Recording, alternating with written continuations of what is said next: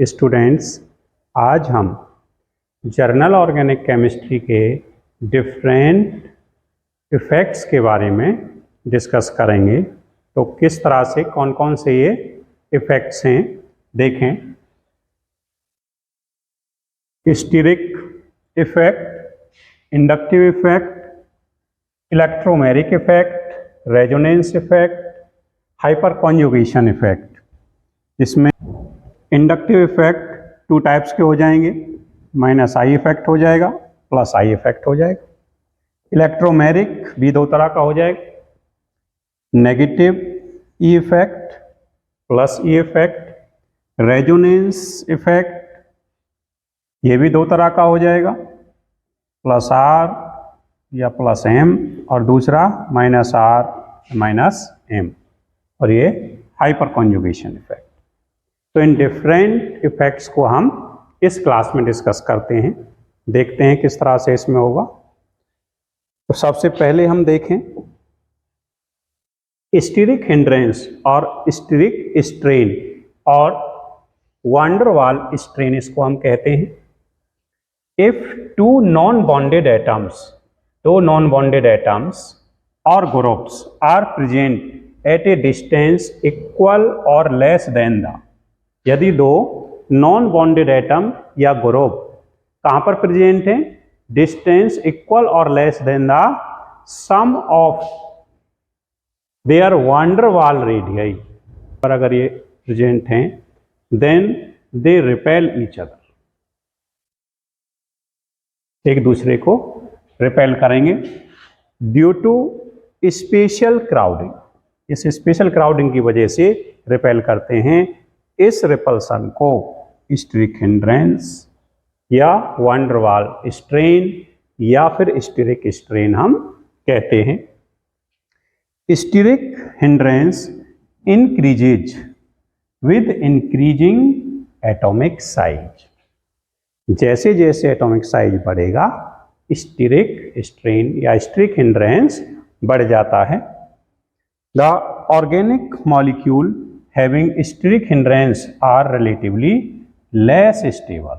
ये less stable हो जाते हैं, स्टेबिलिटी इनकी कम रहती है। और इसमें एग्जाम्पल इसका देखें, एग्जाम्पल हो जाएगा सिस ब्यूट-टू-ईन।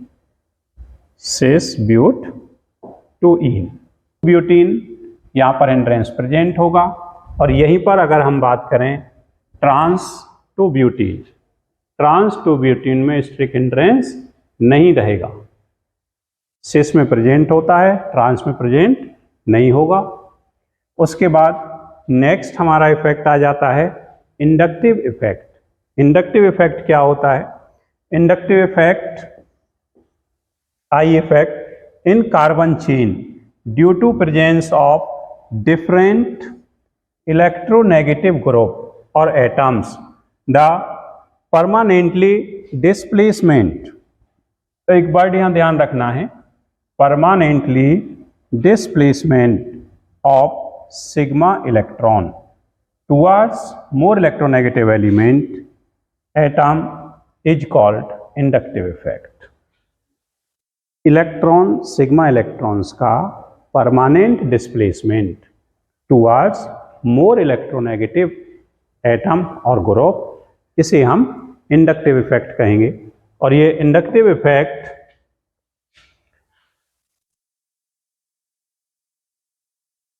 टू टाइप्स का ये होगा,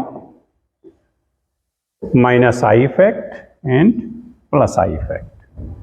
minus I effect electron withdrawing group, minus I effect होगा इलेक्ट्रॉन विड्रॉइंग ग्रुप, और प्लस आई इफेक्ट होता है इलेक्ट्रॉन रिलीजिंग ग्रुप। तो यहाँ पर हम इसको देखते हैं।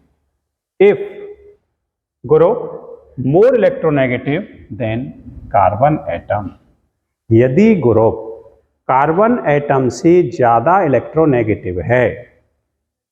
एग्जाम्पल यहाँ पर हम देखें तो यहाँ इलेक्ट्रॉन इधर डिस्प्लेस हो जाएगा, यहाँ डेल्टा नेगेटिव आ जाएगा, यहाँ डेल्टा पॉजिटिव। लेकिन ये एप्लीकेबल होता है up to third carbon atom. Applicable up to third carbon atom, तीसरे कार्बन एटम तक ये इफेक्ट दिखाता है, उसके बाद इसका इफेक्ट नहीं रहता। तो यहाँ पर इलेक्ट्रोनेगेटिविटी यदि कार्बन से ज़्यादा है तो displacement away from the ring हो जाएगा, इसलिए इसको माइनस आई इफेक्ट कह देंगे। तो inductive effect active up to third carbon atom.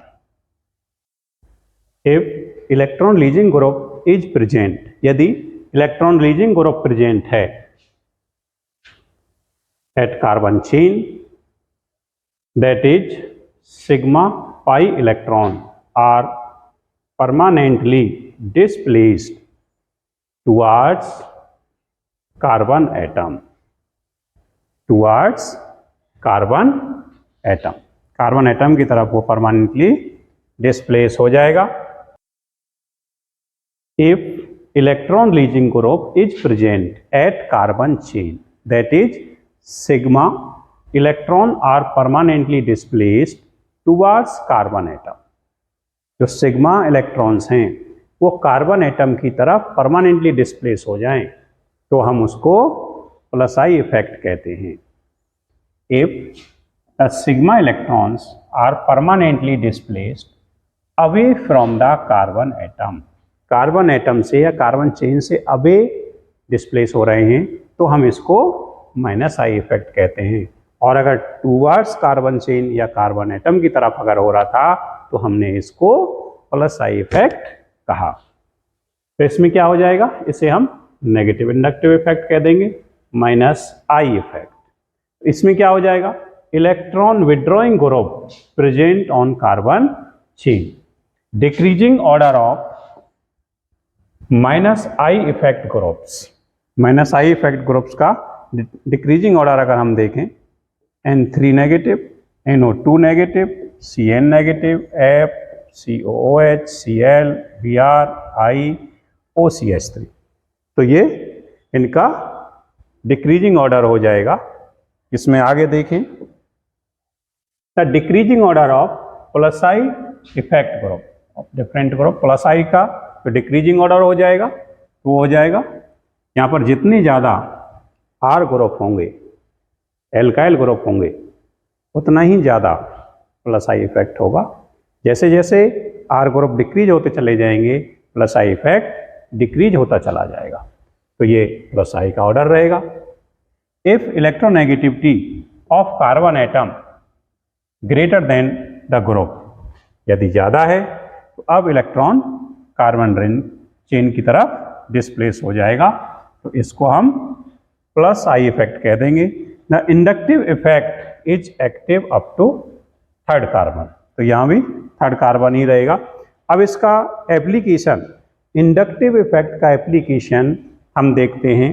Acidic strength directly proportional to minus I effect, that is electron withdrawing group, and inversely proportional to plus I effect. Minus I के directly proportional रहेगी और plus आई के inversely proportional ये रहती है। Basic strength plus आई के directly रहती है, that is electron releasing group, और माइनस आई के इनवर्सली रहता है। Inductive effect gives idea about charge density distribution in A molecule, किसी भी मॉलिक्यूल के अंदर चार्ज डेंसिटी डिस्ट्रीब्यूशन का आइडिया इंडक्टिव इफेक्ट देता है।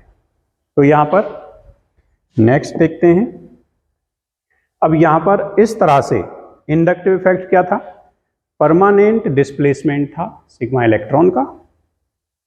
यदि डिस्प्लेसमेंट कार्बन चेन की तरफ अगर हो रहा है तो प्लस आई इफेक्ट, यानी इलेक्ट्रॉन रिलीजिंग ग्रुप वहां पर प्रेजेंट है, और यदि away from the carbon chain हो रहा है तो प्लस आई इफेक्ट, यानी इलेक्ट्रॉन विड्रॉइंग ग्रुप है। तो इस पर बेस्ड क्वेश्चन पूछा जाता है डिफरेंट कंपटीशंस में, बोर्ड्स में। Which one of the following is the correct increasing order of acidic strength of given species. अब यहाँ पर हम देखें तो यहाँ CH3 यहाँ एक आई इफेक्ट, यहाँ 2, यहाँ 3। तो यहाँ पर माइनस आई इफेक्ट इंक्रीज हो रहा है, माइनस आई इफेक्ट बढ़ता जा रहा है। दूसरा ऑप्शन देखें, यहाँ पर आई, यहाँ पर बी आर, यहाँ पर सी एल, यहाँ पर एफ। तो यहाँ पर अब डिफरेंट हैलोजन एटम्स, इनकी इलेक्ट्रोनेगेटिविटी बढ़ती जा रही है, जिसकी वजह से इंडक्टिव इफेक्ट बढ़ता चला जाएगा। तीसरा ऑप्शन हम देखते हैं CH3। अब यहाँ प्लस आई इफेक्ट, यहाँ प्लस आई इफेक्ट हो रहा है, प्लस आई इफेक्ट कम होता जा रहा है, प्लस आई इफेक्ट डिक्रीज हो रहा है। तो यहाँ प्लस आई, यहाँ माइनस आई।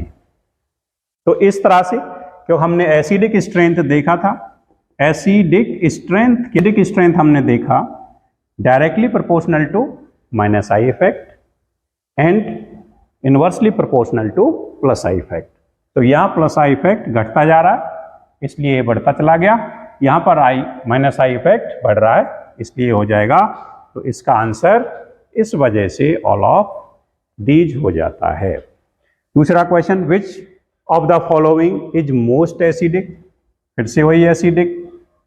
तो यहाँ पर क्या है, यहाँ देखें फिनॉल, ये इलेक्ट्रॉन विड्रॉइंग है, यहाँ भी माइनस आई है।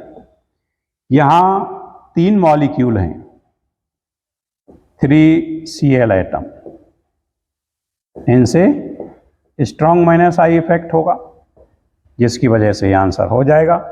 यहाँ पर इसके कंपैरिजन में और कम हो जाएगा, क्योंकि यहाँ प्लस आर इफेक्ट आ जाएगा। यहाँ पर देखा जाए तो यहाँ भी प्लस आर रहेगा। तो इस वजह से इसका आंसर ये हो जाएगा। नेक्स्ट हम देखते हैं, गिव एसिडिक स्ट्रेंथ ऑर्डर 4।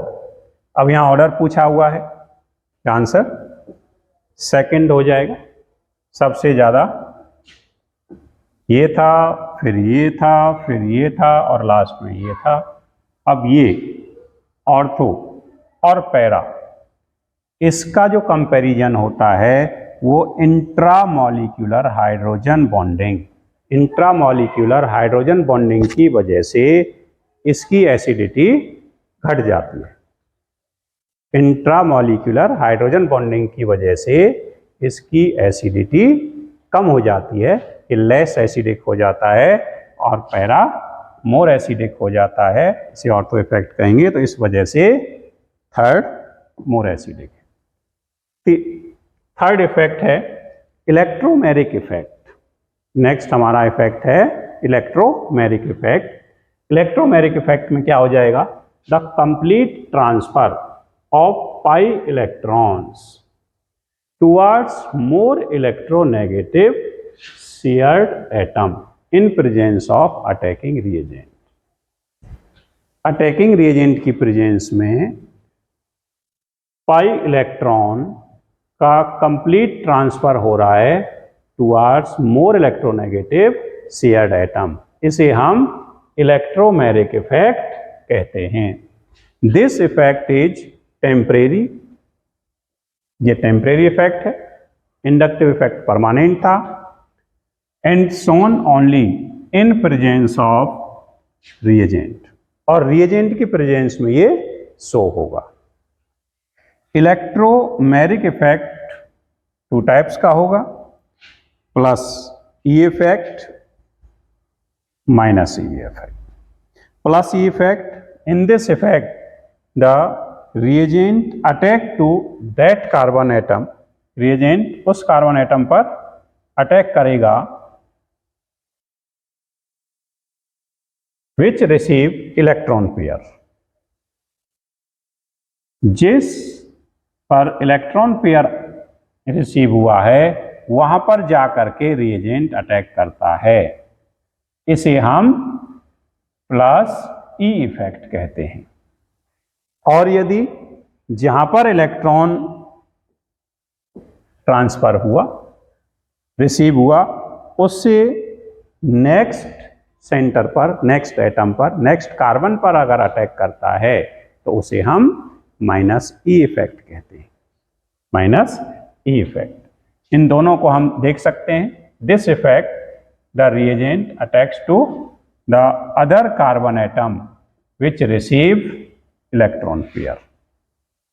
तो प्लस ई इलेक्ट्रोफाइल के केस में मिल सकता है और माइनस ई न्यूक्लियोफाइल के केस में मिल जाएगा। यहां पर इलेक्ट्रोफिलिक एडिशन,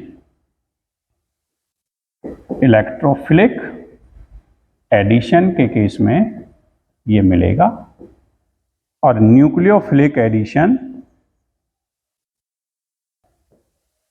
केस में ये ऑब्टेन होगा। तो यहां पर देख सकते थे इलेक्ट्रोफाइल और न्यूक्लियोफाइल का जो एडिशन होता है उन दोनों में इलेक्ट्रोमेरिक इफेक्ट शो होगा। इस इलेक्ट्रोमेरिक इफेक्ट को हम आगे देखें, आगे देखते हैं, क्वेश्चन भी इसका हो सकता है। Next, electromeric effect involve the complete transfer of, तो यहां पर सीधा सीधा था पाई इलेक्ट्रॉन्स का यहां पर ट्रांसफर होता है। बहुत आसान सा क्वेश्चन ये आ सकता है। अगला हमारा फोर्थ आ जाता है mesomeric effect, M effect, mesomerism, resonance effect, R effect. इसमें क्या होगा, in a conjugated system, conjugated system होता है double single alternate conjugate system कहलाएगा। Electron flow from one part to other part, creating low and high electron density. This phenomena is called resonance effect. किसी भी conjugate system के अंदर electron flow होता है from a part of the to the other parts, creating low and high electron density. Low and high electron density create करने के लिए electron flow हो, उसे हम, उस फिनोमेना को हम रेजोनेंस इफेक्ट कहते हैं, आर इफेक्ट कहते हैं।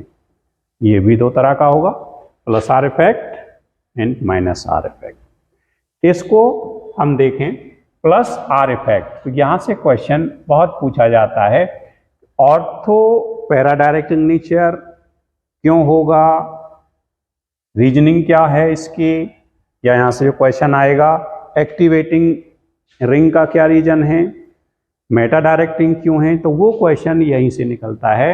If conjugated system has an electron donating group, यदि कॉन्जुगेट सिस्टम के पास इलेक्ट्रॉन डोनेटिंग ग्रुप है, then the electron delocalise towards the conjugated system. अगर कॉन्जुगेट सिस्टम के पास इलेक्ट्रॉन डोनेटिंग ग्रुप प्रेजेंट है तो इलेक्ट्रॉन कॉन्जुगेट सिस्टम की तरफ डोनेट किया जाएगा, इसे प्लस आर इफेक्ट कहते हैं। तो प्लस आर या प्लस एम की जो ग्रुप्स हैं NH2, NHR, इसके कोई भी अमोनिया का डेरिवेटिव हो सकता है, OH, OR, ईथर हो सकता है, हेलोजन कोई भी हो सकता है, आर ग्रुप हो सकता है। तो यहाँ देखें तो यहाँ से इलेक्ट्रॉन ट्रांसफर हो जाएगा, ये इलेक्ट्रॉन ट्रांसफर हो रहा है, तो इलेक्ट्रॉन जो ट्रांसफर होगा तो इसमें क्या है कि यहाँ वाला ये इलेक्ट्रॉन ये ट्रांसफर होकर के इधर आ गया और ये फिर यहाँ से यहाँ चला जाएगा। तो इस तरह से ये यहाँ हाई इलेक्ट्रॉन डेंसिटी हो जाएगी, यहाँ लो इलेक्ट्रॉन डेंसिटी हो जाएगी, यहाँ लो यहाँ हाई। तो इस तरह से कॉन्जुगेट सिस्टम बेंजीन रिंग के अंदर हम अच्छे से समझ सकते हैं। बेंजीन रिंग में अगर देखा जाए तो यहाँ से जब ये इलेक्ट्रॉन पेयर इस तरह से जाएगा और ये उसी समय ये शिफ्ट हो जाएगा, तो यहाँ पॉजिटिव चार्ज आ जाएगा और यहाँ नेगेटिव चार्ज आ जाएगा। तो इलेक्ट्रॉन डेंसिटी यहाँ कम हो जाएगी, यहाँ बढ़ जाएगी। फिर ये इलेक्ट्रॉन नेक्स्ट स्टेप में यहाँ शिफ्ट हो जाएगा, ये वाला इधर चला जाएगा, नेक्स्ट स्टेप में यहाँ पर ये होगा, ये इधर चला जाएगा फिर से, और फाइनली ये होकर के इस तरह से ऑब्टेंड हो जाएगा। तो ये रेजोनेटिंग या रेजोनेंस स्ट्रक्चर्स हो जाएंगे, ये रेजोनेंस हाइब्रिड स्ट्रक्चर हो जाएगा। रेजोनेंस स्ट्रक्चर या रेजोनेटिंग स्ट्रक्चर और रेजोनेंस हाइब्रिड स्ट्रक्चर। तो इसमें क्या रहेगा, अब यहां से जो क्वेश्चन आता है 1 2 ऑर्थो 1 4 पैरा, तो electron density increases at ortho and para position. तो हम अगर देखें पैरा ऑर्थो, तो इस केस में इलेक्ट्रॉन डेंसिटी सिर्फ ऑर्थो एंड पैरा पर इंक्रीज होती है।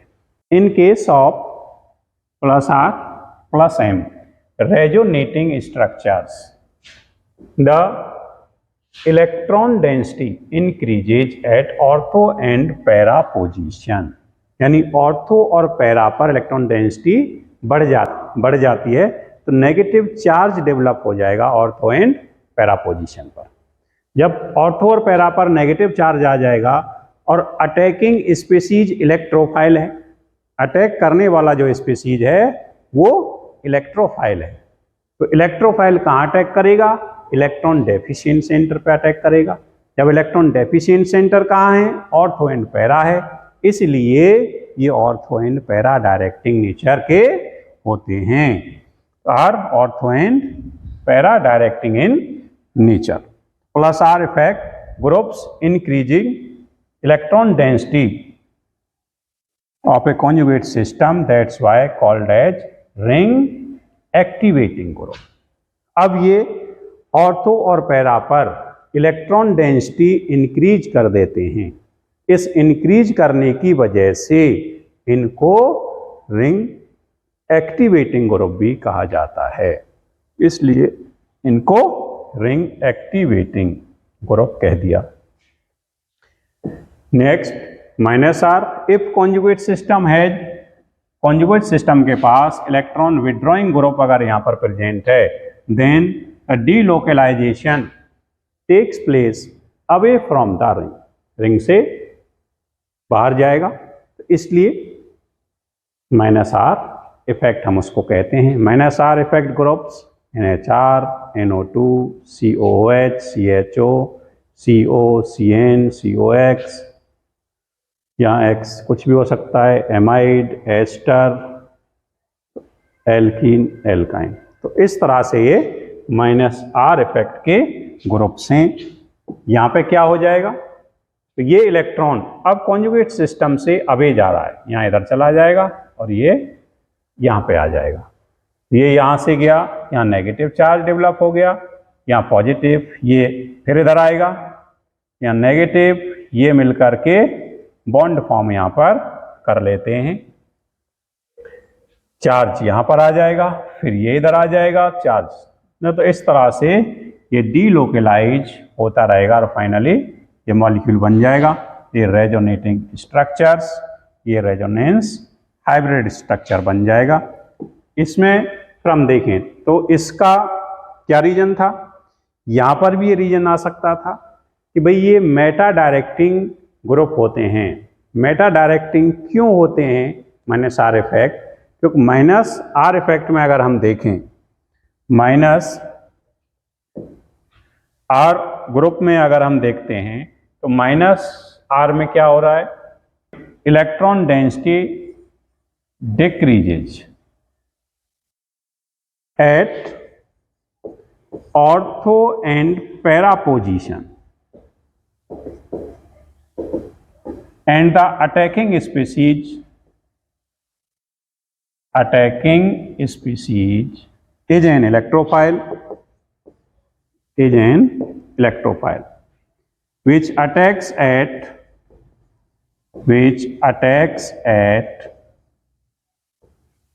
electron rich center,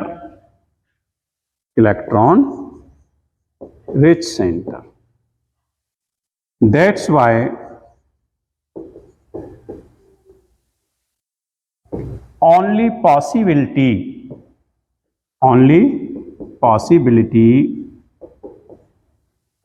to attack at meta position.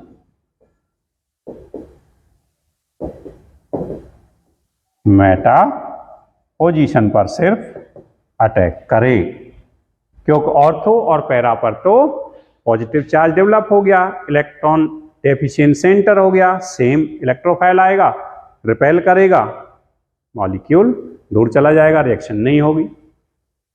तो सिर्फ मेटा पर अपॉर्चुनिटी बचती है, सिर्फ पॉसिबल है कि मेटा पर जाकर के ग्रुप अटैक करे। इसलिए -R इफेक्ट के जो ग्रुप्स होते हैं वो मेटा डायरेक्टिंग ग्रुप होते हैं, मेटा डायरेक्टिंग इन नेचर। अब ये क्या करेंगे, ये इलेक्ट्रॉन डेंसिटी कॉन्जुगेट सिस्टम से कम कर देते हैं। कॉन्जुगेट सिस्टम में इन्होंने पॉजिटिव चार्ज जनरेट कर दिया, इसलिए इन ग्रुप्स को रिंग डीएक्टिवेटिंग ग्रुप्स भी कहा जाता है। क्या कहा जाता है, रिंग डीएक्टिवेटिंग ग्रुप इनको कह दिया जाता है कि भाई ये रिंग डीएक्टिवेटिंग ग्रुप हैं या कॉन्जुगेट सिस्टम डीएक्टिवेटिंग ग्रुप है। डीएक्टिवेटिंग ग्रुप्स क्यों कहा, क्योंकि electron density of conjugate system reduces, conjugate system reduces।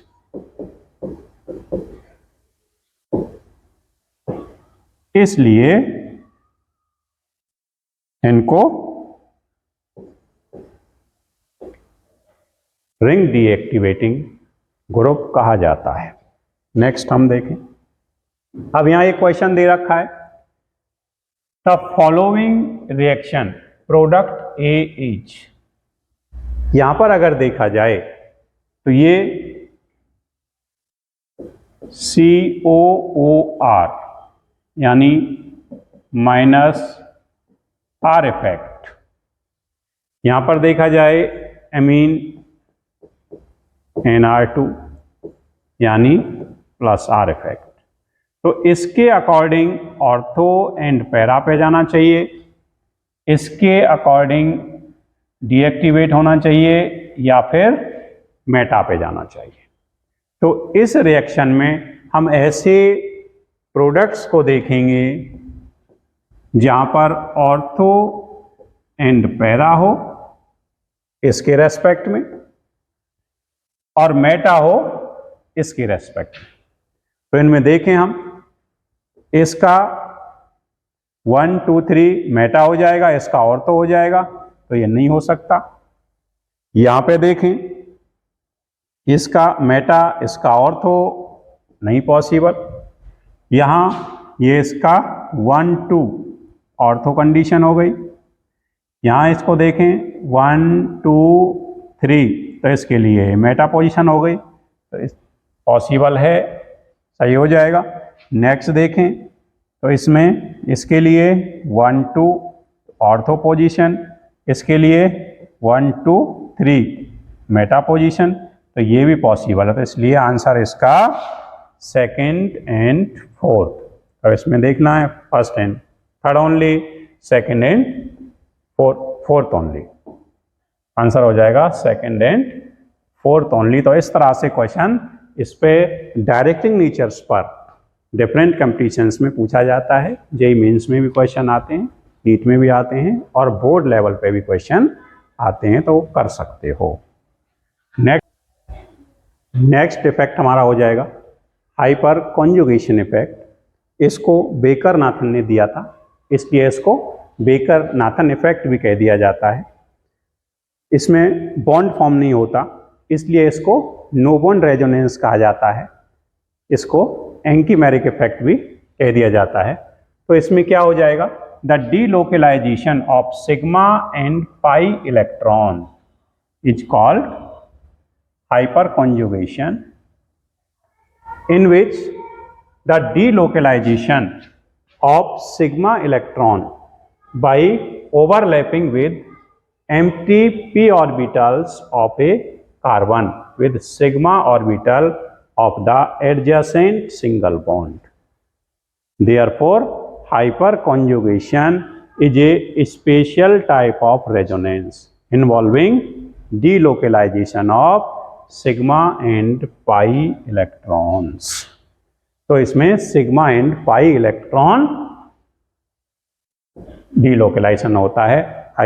Hyper conjugation effect का जब हम एग्जांपल देखें तो यहाँ ये ग्रुप और इसके साथ ये अल्फा कार्बन हो जाएगा और इस अल्फा कार्बन पर जो हाइड्रोजन होगा उसे अल्फा हाइड्रोजन कहेंगे। तो ये अल्फा हाइड्रोजन यहाँ शिफ्ट होता चला जाएगा, यहाँ शिफ्ट होगा तो यहाँ बॉन्ड नहीं होगा, फिर ये नेक्स्ट हो जाएगा तो यहाँ पर बॉन्ड ये हवा में आ जाएगा, फिर ये नेक्स्ट मूव करेगा ये हवा में आ जाएगा। तो इस तरह से यहाँ पर बॉन्ड फॉर्म नहीं होते, इसलिए इसको नो बॉन्ड रेजोनेंस कहा था।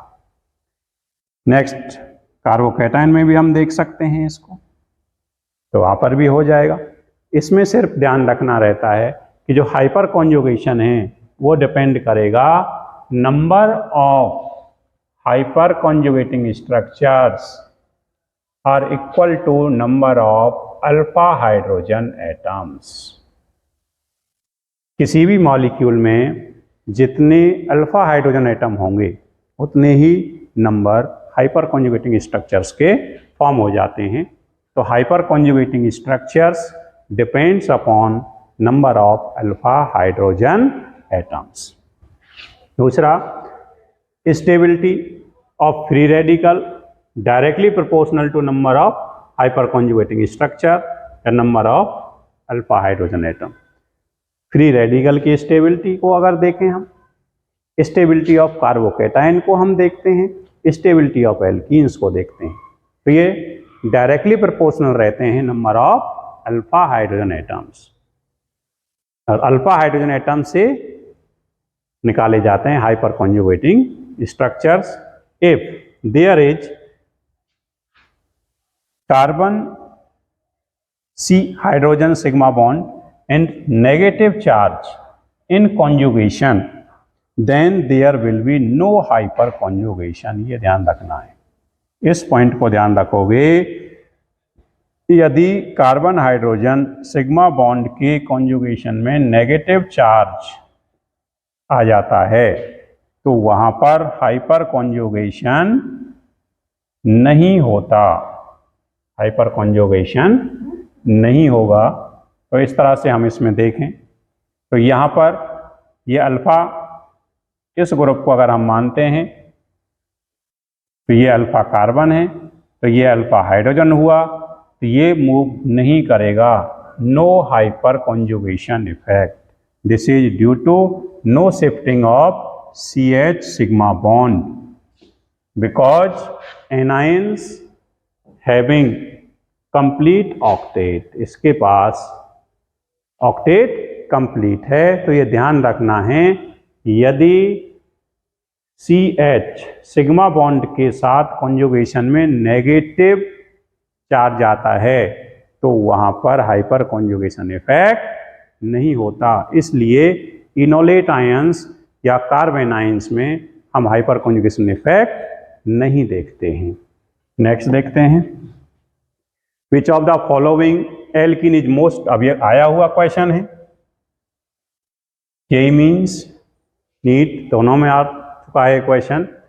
Which one of following is most unstable. अब ये क्वेश्चन घुमाया थोड़ा, मोस्ट अनस्टेबल क्वेश्चन पूछा है, स्टेबल अनस्टेबल। तो क्वेश्चन को ध्यान से पढ़ना है कि पूछा क्या जा रहा है, स्टेबल या अनस्टेबल। कई बार हमारे दिमाग में चलता रहता है कि भाई स्टेबल पूछ लिया और वहाँ क्वेश्चन में पूछ लिया अनस्टेबल, तो वहाँ क्वेश्चन सिली मिस्टेक की वजह से गलत होने के चांस होते हैं। तो यहाँ मोस्ट अनस्टेबल, तो यहाँ जिसमें सबसे कम number of alpha hydrogen atoms होंगे वो सबसे मोस्ट अनस्टेबल होगा। या फिर इसको दूसरे तरीके से पूछ सकता था, इसको ऐसे भी वो कह सकता था, लीस्ट स्टेबल कह सकता था। मोस्ट अनस्टेबल या लीस्ट स्टेबल पूछा जा सकता था, या फिर इसी क्वेश्चन को मोस्ट स्टेबल पूछा जा सकता था, या maximum number of hyper conjugating structures किस में होंगे, ये पूछा जा सकता था, तो तुमने कर सकते हो। तो यहां पर हम देखें ये ग्रुप, तो यहां पर अल्फा हाइड्रोजन 0 है। यहां पर देखें तो अल्फा हाइड्रोजन 6 है। यहां पर देखें अल्फा हाइड्रोजन 3 है।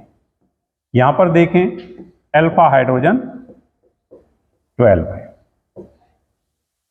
तो इस तरह से सबसे कम स्टेबल यानी मोस्ट अनस्टेबल ये होगा। मोस्ट स्टेबल पूछता ये हो जाता, लीस्ट स्टेबल ये हो ही गया। अगला क्वेश्चन देखते हैं। A tertiary butyl carbocation is more stable than a secondary butyl carbocation because of which of the following.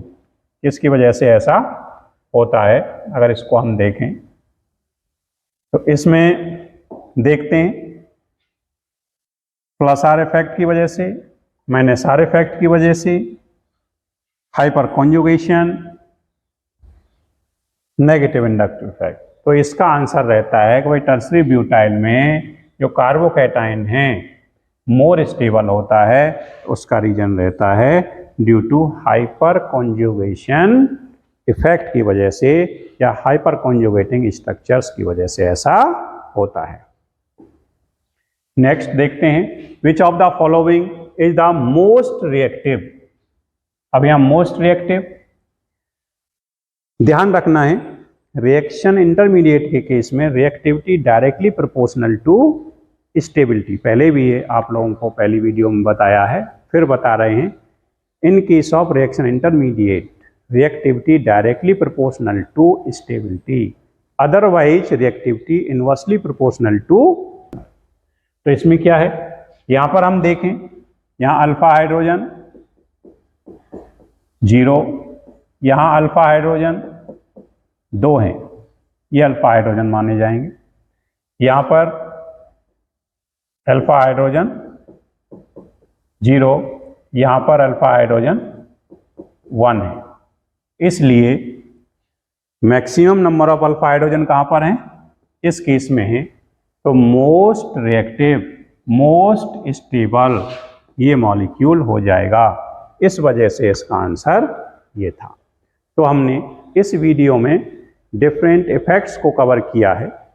इसकी नेक्स्ट वीडियो में हम डिफरेंट टाइप्स ऑफ रिएक्शंस और हाइड्रोकार्बन को कवर करेंगे और फिर उसके बाद कुछ most expected questions, PYQ questions या नीट और JEE मेंस के पेपर्स को सॉल्व करेंगे।